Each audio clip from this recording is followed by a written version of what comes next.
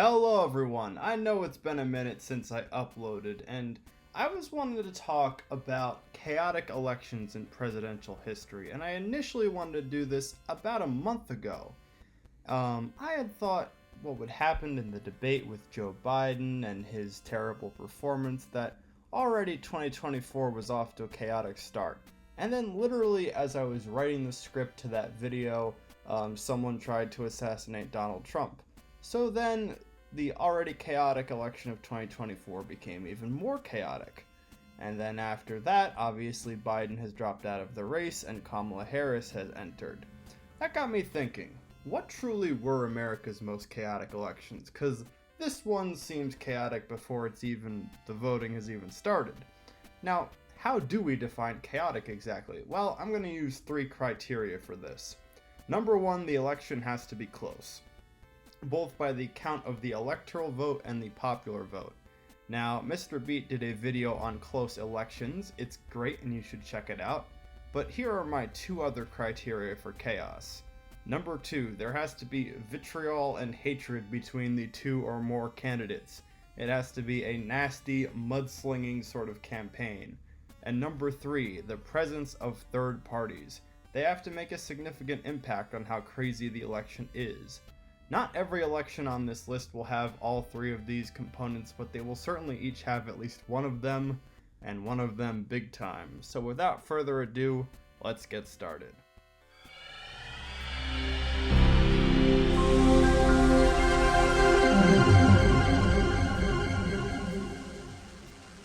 At number 10, we have the 1992 election.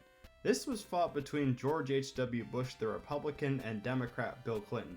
Now on the surface it doesn't seem super chaotic, and that's why it's only number 10. Bill Clinton did win a very solid chunk of the electoral vote, though only a plurality of the popular vote, and in terms of vitriol, Bush and Clinton didn't get into it the way other candidates did that we'll talk about later on this list. But there's one very important figure that I have been neglecting to mention, and that is Ross Perot. Now, I probably wouldn't even have this election on the list if it wasn't for a certain documentary I watched by this great YouTube channel known as Secret Base. Now, Secret Base is normally a sports channel, but they delved into politics with Perot, and man, what I learned was we almost had this oil tycoon as president. At one point early on in the polling, he was ahead of both Bush and Clinton. Then, arguably at his peak, he dropped out of the race, and then came back in and secured almost 20% of the popular vote. Perot had an interesting candidacy, needless to say. He used these charts to try and demonstrate how ordinary folks were being screwed over, especially by trade deals and jobs going overseas. After the way working class people were hurt by NAFTA, many say Perot had a point. At the same time, other people saw Perot as simply a Texan dope. Look at what George Carlin had to say about him. Now, another fact that made this election a bit chaotic is simply the comeback that Bill Clinton had to make to even win. In early 1991, Bush Sr.'s approval ratings were sky high in the wake of the Gulf War. It seemed as though America was destined for 16 straight years of Republican presidencies. But Clinton pivoted the Democrats to a more centrist, third-way approach that was electorally popular, as he was really the last Democrat that could appeal to much of the southern United States on a national level. At number 9, we have an even more recent one, the election of 2016 between Hillary Clinton and Donald Trump. It's safe to say when Donald Trump descended down that escalator in 2015, American politics changed forever. It seemed like a joke to many Americans at first, especially when you consider the New York Daily News headline, "Clown runs for Prez." I even remember my dad telling me early on in this race that Jeb, good old Jeb Bush with the exclamation point, would win the Republican nomination, and then Hillary would beat him in the general election. Talk about a freezing cold take on multiple levels. But yes, much of the chaos of this campaign came from the hate spilled by both opponents. Of course, on Trump's side, he threatened to lock up Hillary and even said so on the debate stage with her, and at his rallies as well. He gave her the nickname Crooked Hillary and dogged her for a scandal involving her deleting thousands of private emails. Conversely, Hillary portrayed Trump as a xenophobic bigot that was woefully unqualified to hold office. After all, Trump's promise of a border wall was a major part of the campaign. In terms of the election results, it was a close one. Of course, Hillary technically won the popular vote, but the electoral votes that Trump won came by a very narrow margin in the swing states of Pennsylvania, Michigan, and Wisconsin. Hillary's loss was widely seen as an upset that the polls missed, further adding to the chaos. And in terms of third parties, don't forget their impact either. A lot more Americans cast their ballots for the Libertarian candidate, in this case Gary Johnson, than they would in 2020. In fact, some Democrats say that this vote wasting ended up spoiling the outcome against Hillary. At number 8, we have the 1884 election. Now, if you want an election that was full of mudslinging and had an incredibly close result, this is the one. In the Gilded Age, both Democrats and Republicans were totally corrupt, even more corrupt than they are now. Disagreement on actual issues of substance wasn't seemingly that important, and perhaps that's how 1884 became more about character and corruption than anything else. And in 1884, it was Democrat Grover Cleveland who lacked a moral character, and Republican James G. Blaine who was seen as a political crook. Now, Cleveland was known as Grover the Good for his service as governor of New York. He did a lot to limit the brutal corruption of Democratic rule under Tammany Hall at that time. But in his personal life, yeah, Grover Cleveland was more like Groper Cleveland. And honestly, I have to do a whole video about how scummy this guy was, because it's honestly shocking. A decade before, he fathered an illegitimate child with a woman named Maria Halpin because he raped her. The Republican press got a hold of this and rightfully made a big deal out of it. And unlike future presidents who'd be accused of rape, Cleveland never denied the accusations. But Blaine's public life may have been equally shady. The biggest example was him receiving $110,000, or over $1.5 million in today's money, in bribes for securing a land grant. Ultimately, the portly Cleveland gained a small margin of victory in both the electoral and popular vote. He won by just over 57,000 votes nationwide, and it was ultimately his home state of New York that came through for him. Traditionally, the North was more Republican at this time, and had more of those precious electoral votes. So Cleveland's victory in New York, by 1,149 votes mind you, literally gave him the election. If Blaine had won New York, he would have won this election. And one historian that I read said if women could have voted in this election, Blaine would have won the election. At number 7, we go back to what was just in general one of the most chaotic years in American history. That's 1968, between Republican Richard Nixon and Democrat Hubert Humphrey. The reasons this election was chaotic somewhat go outside the main criteria I established, but it just has to be mentioned that this was a chaotic election. It truly started when incumbent President Lyndon B. Johnson declined to run for re-election after an embarrassing showing in the Democratic primary. Up until very recently, he was the last incumbent eligible to run for re-election who did not. Now, why didn't he run? Well, he became deeply unpopular for his handling of the Vietnam War. Many Americans viewed the war as an unseemly waste of young American life. The race to replace Johnson was a competitive one. Popular with the young left was Eugene McCarthy, who was outspokenly against the Vietnam War. And also popular among progressives was Robert F. Kennedy, who was tragically assassinated after his victory in the California primary. Ultimately, the Democrats chose a compromise candidate in Vice President Hubert Humphrey. He wasn't very popular with the left, leading to chaos at the Democratic convention.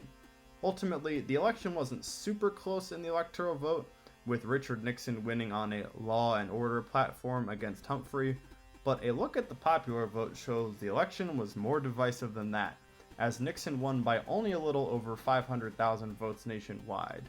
And who can forget about some third-party chaos caused by American independent candidate George Wallace?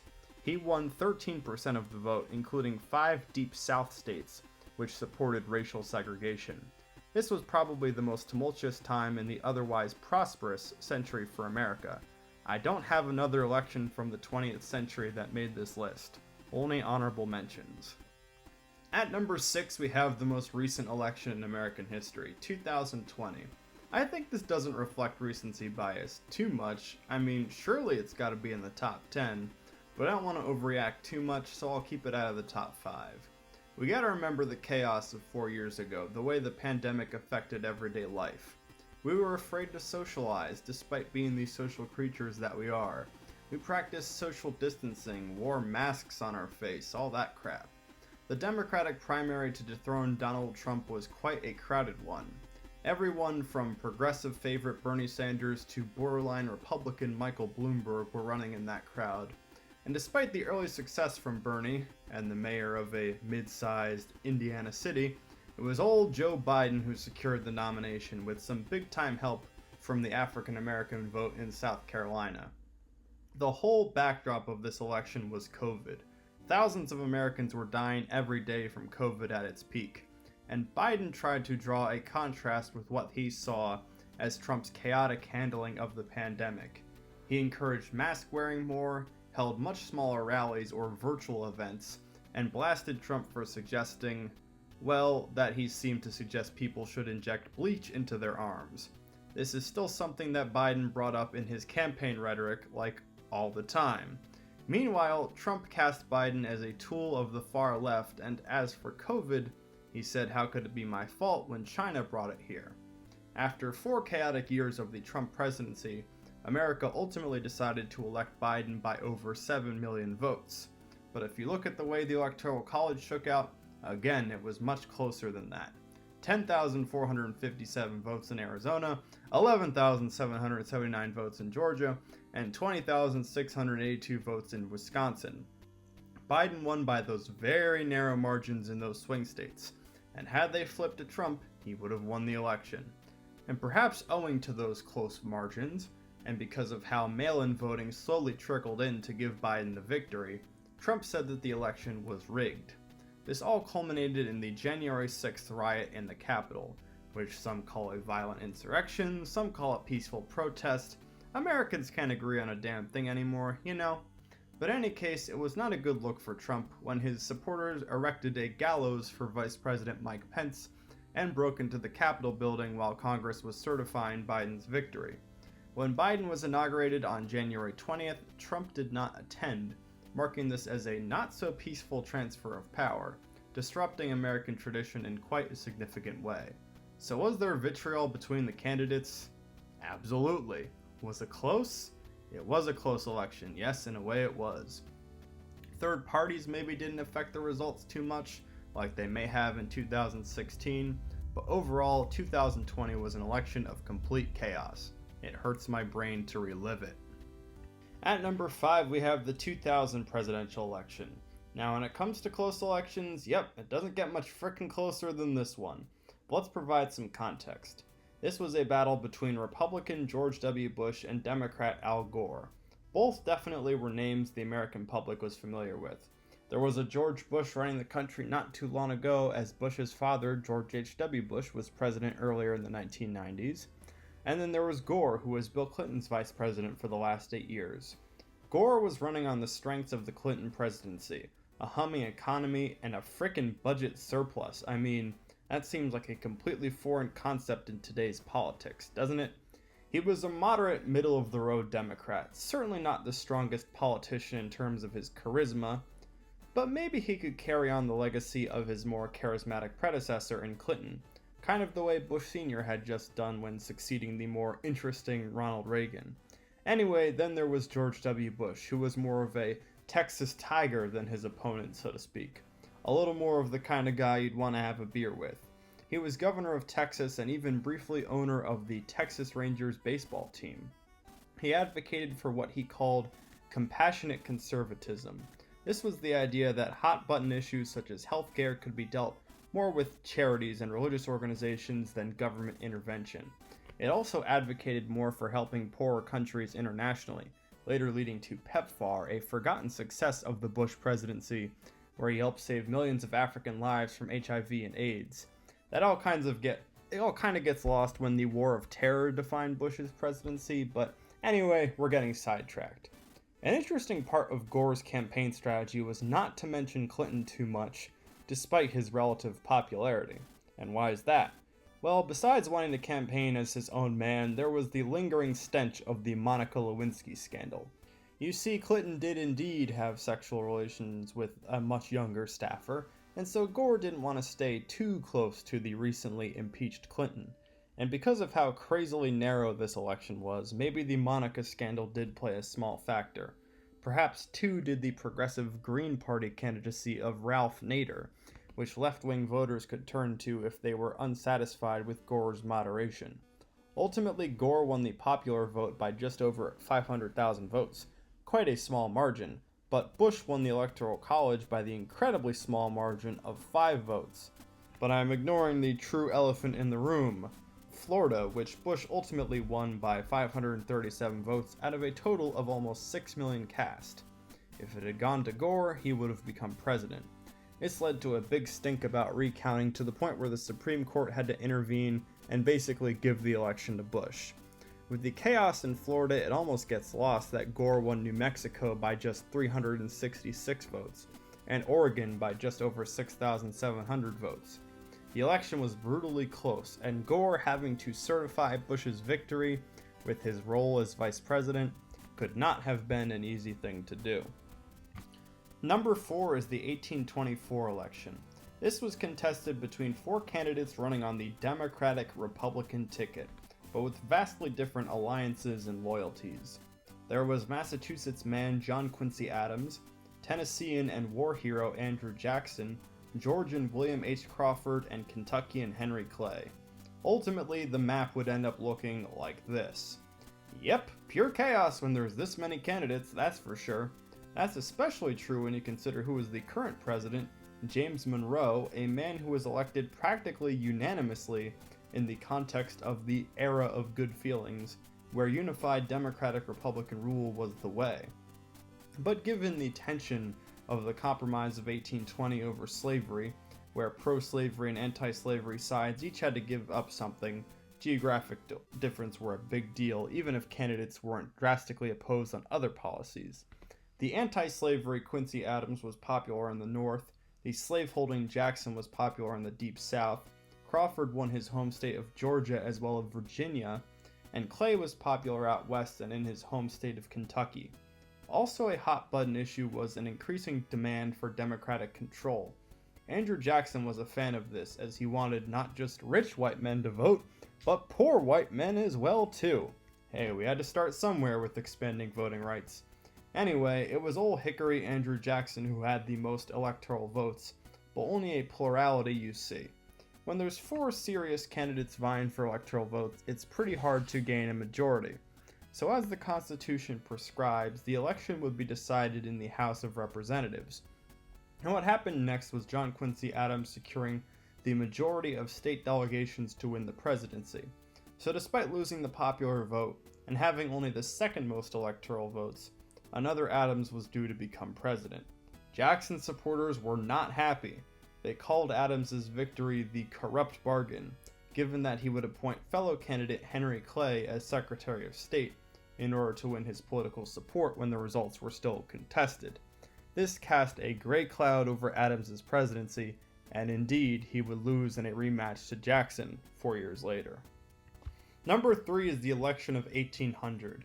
If you've come here for the election full of vitriol and personal hatred between the 2 candidates, this is the one. And the funny thing is, they were friends before and they'd be friends after, but political divisions made them hate each other at this moment. I of course am talking about current President and Federalist John Adams and current Vice President and Democratic Republican Thomas Jefferson. You see, in the days before the 12th Amendment to the Constitution, whoever got the second most votes became Vice President. So after the election of 1796, when Jefferson became Vice President, despite being quite bitterly opposed to the policies of John Adams, Adams favored a stronger national government and passed the Alien and Sedition Acts to limit opposition to his strong federal government. Meanwhile, the old lover of liberty Thomas Jefferson hated this. Another issue that divided the 2 parties was the French Revolution. The Jeffersonians had revolution in their blood and supported what was going on overseas. The Federalists, meanwhile, not so much. They supported greater ties to Great Britain. The personal attacks in this campaign were vicious. The Federalists attacked Jefferson as a radical atheist, which, despite his ambiguous beliefs, probably wasn't so true, but they also may have outed Jefferson's sexual relationship with his slave Sally Hemings, which was vilified in the North. The Democratic Republicans, meanwhile, attacked Adams especially for the Alien and Sedition Acts, and blasted the tiny New England tyrant for violating states' rights. Indeed, the election was split along sectional lines. Adams swept New England, while Jefferson swept the South and won most electoral votes and the popular vote, however small it may have been back then. Adding to the chaos was the fact that Jefferson and running mate Aaron Burr were actually jockeying for the presidency in the House of Representatives after, again all due to the 12th Amendment not being passed yet. This decision was not easy at all. It took 36 ballots to choose. Ultimately, Alexander Hamilton may have been the man to finally decide it between Jefferson and Burr. Hamilton didn't like Jefferson, but he detested Burr, and he convinced some of his Federalist allies to vote for Jefferson on the 36th ballot and finally end the drama. The whole Hamilton-Burr madness would never pop up again though, so don't worry about that. Number 2 was the election of 1876 between Rutherford B. Hayes and Democrat Samuel J. Tilden. In the wake of the Civil War, the country was still bitterly divided between North and South, Republican and Democrat, and no election proved that quite like 1876. Reconstruction had been taking place in the South under the previous 8 years of the Ulysses Grant presidency. Federal troops were in the southern states as they were gradually readmitted to the country. Why were troops stationed there? A big reason was to enforce the new constitutional amendments, 13th, 14th, and 15th, known as the Reconstruction Amendments. These amendments ended slavery, ensured black citizenship, and very importantly, gave black men the right to vote. And African Americans did indeed exercise their political power during Grant's presidency, as they started to gain some seats in the House of Representatives in the South. Reconstruction was moving quickly, as in just a few years, blacks went from slaves to politically empowered. Now keep all of that in mind. Anyway, was there mudslinging in this presidential campaign? Certainly, as Democrat Tilden attacked Hayes for running under the same party as Grant, who was by then exposed for corruption. Tilden had famously prosecuted boss politicians of New York, and was an advocate for civil service reform. Hayes, meanwhile, was a little-known representative from Ohio, but his party made plenty of attacks against Tilden and the Democrats.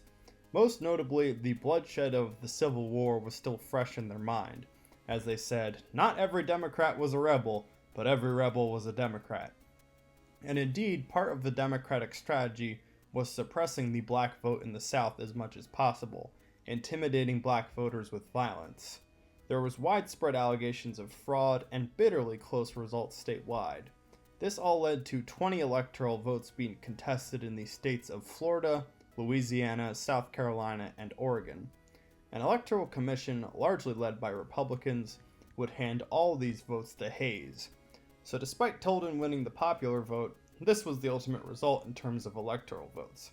At least according to Animaniacs, they're all amazed when Rutherford Hayes wins by just one vote.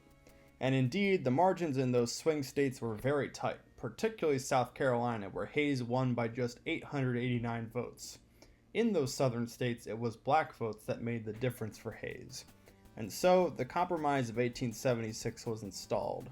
This allowed Hayes to get all those contested electoral votes, but in exchange, federal troops were pulled out of the South. This allowed Jim Crow laws to pass, disenfranchising black voters. No longer would Republicans be competitive in states like Louisiana, South Carolina, Florida. Well, not for another century almost, at least. It was a bitter end to a brutal campaign. It showed the aftershock of Civil War, but it wasn't quite the election that led to Civil War. Before we get to number 1, let's give out a few honorable, or I guess dishonorable mentions. In 1912, Woodrow Wilson won a very solid majority of the electoral vote, but that's only due to Republican chaos and infighting, where the vote was split between incumbent William Howard Taft and progressive Teddy Roosevelt. It should also be mentioned that socialist Eugene V. Debs gained a very impressive percentage of the popular vote, over 6%. Was there vitriol and division on the issues? Well, really much of that came between Roosevelt and Taft, but everyone was pretty much advocating for progressive change one way or another, and the election was not particularly close, so it's off the list. And then there's 1948, an election that had some chaos due to the third-party presence of Strom Thurmond. Much like the racist George Wallace did 20 years later in 1968, Thurmond swept much of the Deep South. But the true chaos of the election came from what an upset it was. Democrat Harry Truman won against seemingly insurmountable odds against Republican Thomas Dewey. It led to this legendary photograph. How awesome is that moment in history? Certainly better than this brutally divisive moment. And that's why at number 1 we have the election of 1860. We just talked about how in 1824 there was a contest between 4 different viable candidates, and yet they all shared the same political affiliation in a way. Well, in 1860 it was 4 candidates yet again, but much more chaos and political division. We may be divided as a country right now, but not like we were in 1860. And that's due to the crazy 4-way split of this election along sectional lines. Slavery was an important issue back in 1824, but it had reached a fever pitch by this point. More compromises had essentially punted the issue further and further down the road, to the point where a party that was explicitly opposed to the expansion of slavery was formed. This was the Republican Party, born out of the ashes of the Whig and Free Soil parties that came before it. An explicitly Northern party, it campaigned on the promise of free soil, free labor, free men. Indeed, its candidate was Abraham Lincoln, a little-known man from Illinois who opposed the expansion of slavery, though didn't necessarily threaten it where it was still in place. Although to Southern Democrat candidate John Breckinridge, Lincoln certainly was a threat to their peculiar institution. After all, you can see that the Deep South went entirely for Breckinridge. As Lincoln, he wasn't even on the ballot. But matters were further complicated by the presence of Northern Democrat candidate Stephen A. Douglas, also from Illinois. But he favored a different approach to slavery than Lincoln. He famously advocated for popular sovereignty, where voters would decide on the issue of slavery in each state. But with the chaos of Bleeding Kansas from a few years earlier, the nation had kind of seen how that went. And finally there was John Bell of Tennessee, who ran on the Constitutional Union ticket. Basically, he represented the interests of the Upper South states at the time, which was preserving slavery but also preserving the Union. States like Virginia, Kentucky, and Tennessee didn't want to see the blood of a potential civil war, knowing they'd be smack dab in the middle of it all. As for the results of the election, much like in 1824, you could see how divisive it was. Breckinridge won the second most electoral votes with his sweep of the South, but Douglas won the second most popular votes as he was seen as appealing to many voters in the North who didn't like Lincoln. But overall, he was not as appealing as Lincoln, who was swept into power despite only winning 39.8% of the overall popular vote. The South revolted. How could we have a president who wasn't even on our ballot? And so one by one, states seceded, and the US descended into the chaos of a 4-year-long civil war. Yes, perhaps 1824 and 1876 were more chaotic in terms of the immediate results of the election, but the ramifications of 1860, that makes it the most chaotic election in American history, in my opinion. Well, that's my rather long video essay on the history of chaotic presidential elections. What do you think is the most chaotic election in US history? Is 2024 truly shaping up to perhaps be our most chaotic presidential election? Let me know in the comments what you think, and I'll see you next week. Bye bye.